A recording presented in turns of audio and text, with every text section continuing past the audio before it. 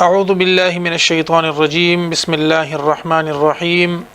قل افرما اے محبوب صلی اللہ علیہ وسلم للذین حق خلقتا کفروا چ کافران دی ان ينتهوا کچری دوی منشی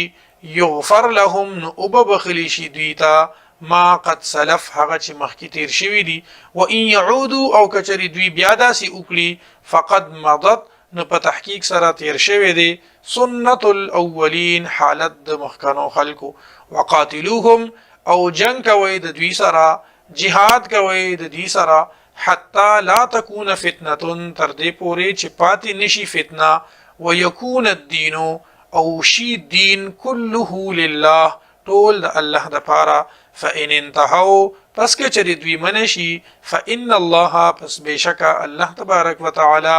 بما په هغه څه يعملون چې دوی کوي بصير لدونکې دي وان تولوا او کچری دوی مخ وګرځولو فاعلموا نپوه شي ان الله مولاکم چې بشک الله تبارک وتعالى ستاسو مرګره دي ستاسو کارساز دي نعم المولا خ مرګره دي ونعم النصير او خ مدد کوونکې دي واعلموا او پوه شي انما غنیمتم چې بشک هغه څه چې په غنیمت کې راشي تاسو ته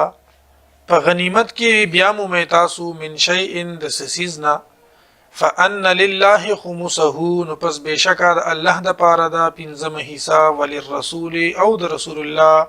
صلی الله علیه و آله وسلم د پاره ولذل قربا او د خپلوانو د پاره والیتاما او یتیمانانو د پاره والمساکین او مسکینانو د پاره وابن السبیل او د مسافرو د پاره ان کنتم آمنتم بالله کچریه تاسو ایمان لره په الله تبارک وتعالى باندې وما انزلنا او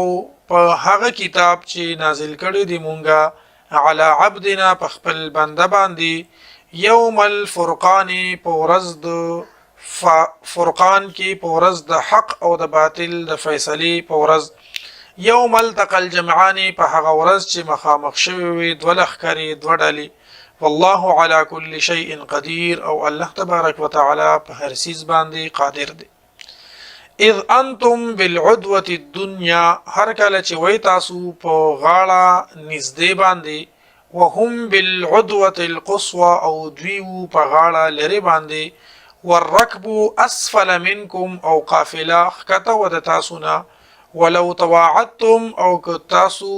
کچری تاسو د یو بل سره وعده کولی لاختلفتم فی الميعاد نو اختلاف بکړو تاسو په وعده کې ولکن ليقضي الله لیکن پورا کولو الله لا امرا یوکار کان مفعولا چې کیدونکې وو ليهلك چې هلاک شي من هلاکا هغه څوک چې هلاک شو عن بینه پخکار دلیل سره ويحيى او ژوندې پاتې شي من حيا څوک چې ژوندې پاتې شو عن بینه پخکار دلیل سره وان الله لسميع عليم او بشک الله تبارک وتعالى اوریدونکې دی په هده اذ يريكهم الله هر کلا چې او خودل تا دوی الله تعالی فی منامک په خوب ستا کې قلیلا لګ ولو اراکهم او کچری دوی خودلې وی تا کثیرا ډیر لفشلتم نو همت به بیللې و تاسو ولتنازعتم او خامخا اختلاف بکړو تاسو فی الامر په دې معاملې کې ولکن الله سلم لیکن الله تبارک وتعالى سلامت او ساتلې انه بشکا هغه الله علیم بذات الصدور عالم دی په ذات د سینو باندې یعنی پر رازونو د سینو باندې و اذ یریکموهم او هر کله چې هغه خودل تاسو ته دوی اذ التقیتم کله چې تاسو مخامخ شوي فی اعینکم پسترګو تاسو کې قلیلا لګ ويقللکم او لګ یخکار کړی تاسو فی اعینهم د دوی پسترګو کې ليقضي الله د پاره د دې چې پوره کړی الله تبارک وتعالى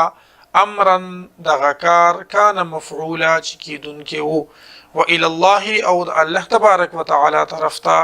ترجع الامور واپس کولی شي کارونه ټول